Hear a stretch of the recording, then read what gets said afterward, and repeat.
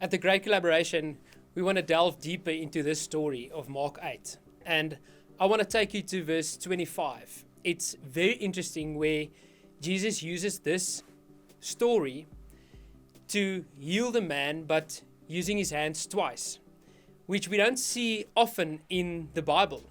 A lot of the times then when people just touches Jesus, or he touches them, or he speaks a word, then they are healed. But in this instance, he uses some extra care, and he wants to show his disciples something about that. So when we look at verse 25, it says, "Then again he laid the hands upon the eyes of him, and he opened his eyes, and he was restored, and he began to see clearly everything." The Greek text, or the word I want to show you this evening, is the word apokateste, and that means to be restored, where Jesus shows us that the second time he tells his disciples that you are still spiritually blind as well, and you need to see what is going to happen. In this Mark 8 verse 22 text and onwards, the passage is called the way, because Jesus and his disciples are on their way to Jerusalem, where his ministry will end and where he will be crucified.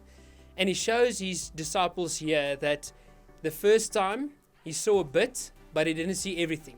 And the second time he saw everything so clearly, which is actually interesting, because when Jesus did this, it shows to the time where the Holy Spirit would be poured out on his disciples after he was crucified and after he was raised from the dead, to make them see clearly what the message was which they needed to take to the world. And it's very interesting that if you take this text and you read a bit deeper and you do some extra reading about what is happening, this small passage, which is actually also interesting, is only written up in the Gospel of Mark and not in any other of the Gospels. Then you will see that there's also a message for us telling us, don't be spiritually blind.